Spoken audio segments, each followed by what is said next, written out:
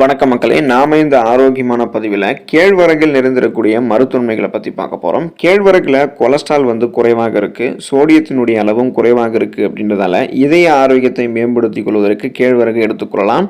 Vitamin B குழு மற்றும் calcium கேழ்வரகில் இருக்கிறதால எலும்பு ஆரோக்கியம் மேம்படுத்தப்படுகிறது. ஆரோக்கியமான காலை உணவு என்று அழைக்கக்கூடிய வகையில் முக்கிய நுண்ணூட்ட சத்துக்கள் எல்லாமே கேழ்வரகில் அடங்கியிருக்கு. மேலும் கேழ்வரகு நம்மளுடைய விட்டமின் சி எனும் உயிர் சத்தை இன்னும் அதிகப்படுத்துறதால நோய் எதிர்ப்பு மண்டலத்தை வலுப்படுத்தி தோல் முடி ஆரோக்கியத்தையும் குறிப்பாக நமக்கு மேம்படுத்துது. ஸோ இந்த அளவுக்கு நன்மைகள் மட்டும் கிடையாது மக்களே, இன்னும் ஏராளமான மருத்துவமைகள் கேழ்வரகுல இருக்கு. அந்த நன்மைகள்லாம் என்னென்ன அப்படின்றத பற்றி ஒவ்வொன்றா தெளிவாக விளக்கமாக பார்ப்போம். அதை பற்றி பார்க்கறதுக்கு முன்னாடி இந்த வீடியோவுக்கு மட்டும் ஒரு லைக் கொடுத்துட்டு ஒரு தகவலை உங்களுக்கு தெரிஞ்சவங்களுக்கும் ஷேர் பண்ணிடுங்க. ஏன்னா இது அவங்களுக்கும் பயனுள்ளதாக இருக்கக்கூடிய ஒரு ஆரோக்கியமான பதிவு தான். இது போன்ற அப்டேட்ஸ்கள் நீங்கள் தொடர்ந்து பார்க்கறதுக்கு நம்மளுடைய ஹெல்த் நியூஸ் தமிழ் சேனலை மறக்காம சப்ஸ்கிரைப் பண்ணி வச்சுக்கோங்க. பக்கத்தில் இருக்கக்கூடிய பெல் பட்டனையும் கிளிக் பண்ணி ஆல் அப்படின்ற ஆப்ஷனையும் செட் பண்ணி வச்சுக்கிட்டீங்க அப்படின்னா நான் போடக்கூடிய எல்லா அப்டேட்ஸும் உங்களுக்கு நோட்டிஃபிகேஷனோட அடிக்கடி சேரும். சரி வாங்க மக்களே, இப்போ வீடியோக்குள்ள போயிடலாம். எலும்பு ஆரோக்கியம் மேம்படுவதற்கு கேழ்வரகு நம்ம எடுத்துக்கலாம். கேழ்வரகு எலும்புகள் மற்றும் பற்களினுடைய ஆரோக்கியத்தை மேம்படுத்துகிறது. கேழ்வரகு பாலை விட அதிக கால்சியம் கொண்டிருக்கு. 100 கிராம் கேழ்வரகுல 364 மில்லிகிராம் அளவு கால்சியம் இருக்கு. வலுவான எலும்புகள் மற்றும் பற்களை பராமரிக்கிறதுக்கு கால்சியம் அவசியம் அப்படின்றதால தொடர்ந்து கேழ்வரகு எடுத்துக்கலாம். இது குழந்தைகள் மற்றும் ஆஸ்டியோபோரோசிஸ் அப்படின்னு சொல்லக்கூடிய எலும்பு அடர்த்தி குறைபாட்டை தடுக்கிறதுக்கு குழந்தைகளுக்கு உதவிகரமாக இருக்கும். குறிப்பாக பலருக்குமே எலும்பு சார்ந்த பிரச்சனைகள் இருக்குது அப்படின்னா அதை கியூர் பண்ணிக்கிறதுக்கு நம்ம என்ன பண்ணலாம் அப்படின்னா கேழ்வரகு எடுத்துக்கொள்ளலாம். ஸோ ஆஸ்டியோபோரோசிஸ், எலும்பு மெலிவு நோய், மூட்டு வலி, எலும்புருக்கி போன்ற எந்த விதமான எலும்பு சார்ந்த பிரச்சனையும் இருக்காது. ஈறுகளில் இரத்த கசிவு ஏற்படுவது, ஈறுகள் வலுவிழுந்து போவதால் பற்கள் ஆட்டம் காணுவது, பற்களில் கிருமிகள் ஏற்பட்டு பற் சொத்தை ஏற்படுவது போன்ற பற்கள் சார்ந்த பிரச்சனைகளையுமே குணப்படுத்தி வராமல் தடுக்கிறதுக்கெல்லாம் கேழ்வரகு உதவிகரமாக இருக்கும். நீரிழிவு நோயை கட்டுப்பட வைக்கிறதுக்கு நம்ம கேழ்வரகை எடுத்துக்கலாம். நீரிழிவு நோயாளிகள் அரிசி உணவு தவிர்க்க வேண்டும் அப்படின்னும் போது அவங்களுக்கு பழுப்பு அரிசி சாப்பிட்றதுக்கு பரிந்துரைக்கிறாங்க. அதே நேரம் அவங்களுக்கு கேழ்வரகுமே ஏற்ற ஒரு உணவு தான். கேழ்வரகுல லோ கிளைசமிக் இண்டெக்ஸ் இருக்கு, அதாவது குறைந்த கிளைசமிக் குறியீடு கொண்டிருக்கூடிய உணவு பட்டியலில் கேழ்வரகும் இருக்கு. அப்படின்றதால ரத்த சர்க்கரையினுடைய அளவை கட்டுப்படுத்துறதுக்கு கேழ்வரகு உதவிகரமாக இருக்கும். செரிமானத்தை கேழ்வரகு மெதுவாக்குவதால உடல்ல ரத்த சர்க்கரையினுடைய அளவு அதிகரிக்கிறத கேழ்வரகு தடுக்குது. எனவே பிளட்ல சுகரோடைய அளவை கண்ட்ரோலாக வைத்துக் கொள்வதற்கும் நாளடைவில் அந்த சுகர் ப்ராப்ளத்திலிருந்து விடுபடுவதற்கும் சுகர் பேஷண்ட்ஸ் எல்லாம் கேழ்வரகு சாப்பிடலாம்.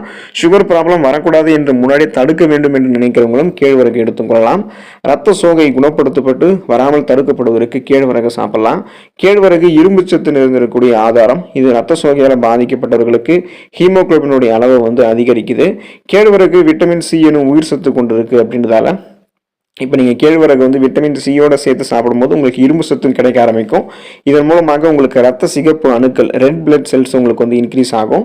இதன் மூலமாக ஹீமோகுளோபின் என்று சொல்லக்கூடிய ரத்த புரதமும் அளவோடு உங்களுக்கு அதிகரிக்கப்படுவதால் உங்களுக்கு இருக்கக்கூடிய ரத்த சோகை இந்த பிரச்சனையெல்லாம் குணப்படுத்திக் கொள்ளலாம். மற்ற ரத்தம் சார்ந்த பிரச்சனை எதுவாக இருந்தாலும் அந்த பிரச்சனை வராமல் தடுத்து நலமோடு வாழலாம்.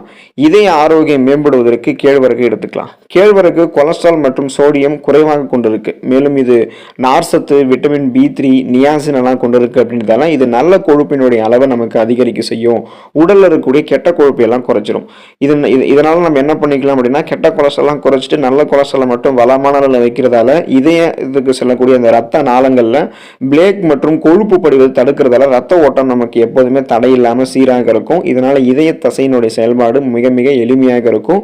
குறிப்பா நமக்கு கெட்ட கொலஸ்ட்ரால் குறைக்கப்படுவதால ரத்த ஓட்டம் எந்த விதமான தடையும் இல்லாமல் இருக்கிறதால மாரடைப்பு, பக்கவாதம் போன்ற எந்த இதயம் சார்ந்த பிரச்சனையும் இல்லாமல் நலமோடு இதயத்தை பாதுகாத்து கொண்டு வாழலாம். செரிமானத்தை மேம்படுத்துகிறது கேழ்வரகு. கேழ்வரகு செரிமான ஆரோக்கியத்திற்கு சிறந்த ஒன்று. இது உங்களுடைய குடல் இயக்கத்திற்கு உதவிகரமாக இருக்கும். மலச்சிக்கல் பிரச்சனை எல்லாம் வராமல் தடுக்கிறதுக்கு வேண்டிய அந்த நார்சத்தை கேழ்வரகு உங்களுக்கு கொடுக்கும்.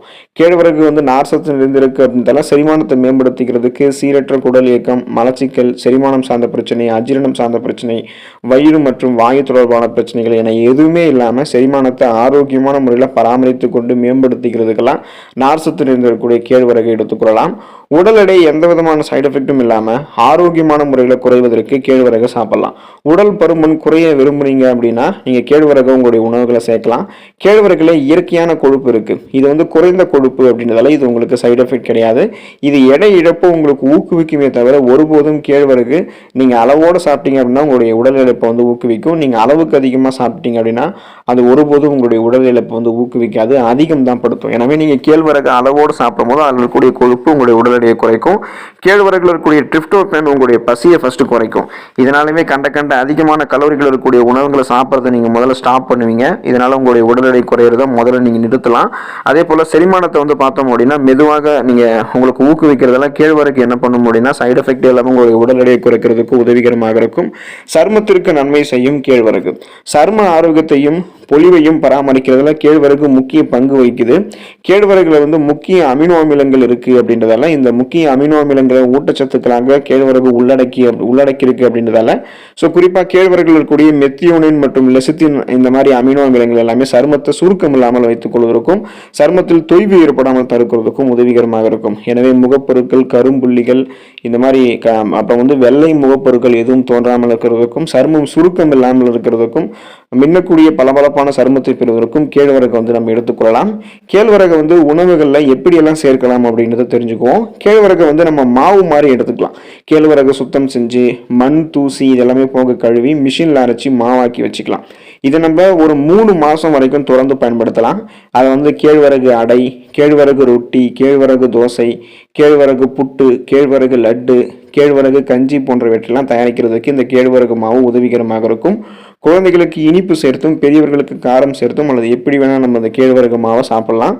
கேழ்வரகு கஞ்சி நம்ம எடுத்துக்கலாம். கேழ்வரகு மாவை பிரதானமாக வைத்து அதோட நட்ஸ் வகைகள் இன்னும் பிற தானியங்கள்லாம் சேர்த்து அரைத்து நம்ம கஞ்சி மாதிரி குடிக்கலாம். குழந்தைகளுக்கெல்லாம் கேழ்வரகு வந்து பார்த்தோம் அப்படின்னா முளை கட்டி அதை மிக்சியில் அரைத்து பாலாக்கி நம்ம கொடுக்கலாம்.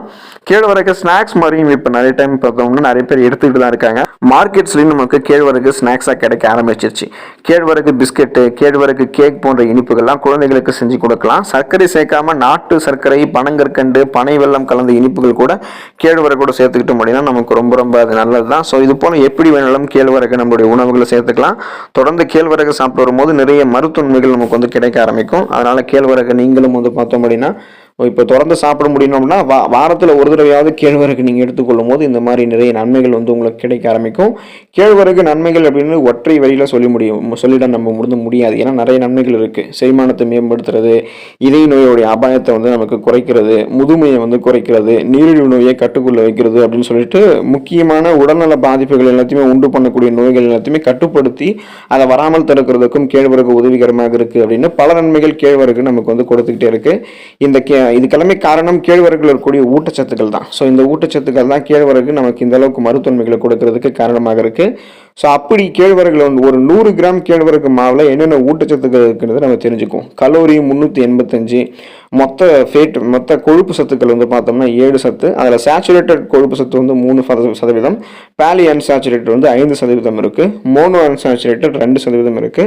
கொலஸ்ட்ரால் வந்து பார்த்தோம் அப்படின்னா என்ன சொல்றாங்க அப்படின்னா நமக்கு சாப்பிடக்கூடிய இந்த கேழ்வரகுல கொலஸ்ட்ரால் இல்லை, சோடியமும் இல்லை, கார்போஹைட்ரேட் வந்து 25% இருக்கு, ஃபைபர் வந்து 14% இருக்கு, சர்க்கரை 2% இருக்கு, புரதம் 10% இருக்கு. நுண்ணூட்ட சத்துக்கள்ல கால்சியம் 26%, இரும்பு சத்து 11%, பொட்டாசியம் 27% இருக்கு. விட்டமின்கள்ல வந்து பார்த்தோம்னா தயாமின் வந்து 5%, ரிபோஃப்ளவின் 7.6%, நியாசின் 3.7%, ஃபோலிக் அமிலம் 3%, விட்டமின் சி எனும் உயிர் சத்து 7%, விட்டமின் இ 4.6%. இது தவிர ஐசோலூசின், டிரிப்டோஃபான், வாலின், மெத்தியோனைன் இது மாதிரி நிறைய அமினோ அமிலங்களும் நம்ம சாப்பிடக்கூடிய இந்த கேழ்வரகுகள் இருக்கிறதால தொடர்ந்து கேழ்வரகு சாப்பிட்டு அதில் இருக்கக்கூடிய நிறைய மருத்துவமைகளை பெற்று நலமோடு வாழுங்க. அடுத்த ஆரோக்கியமான பதிவில் மறக்காமல் சந்திப்போம். நன்றி மக்களே.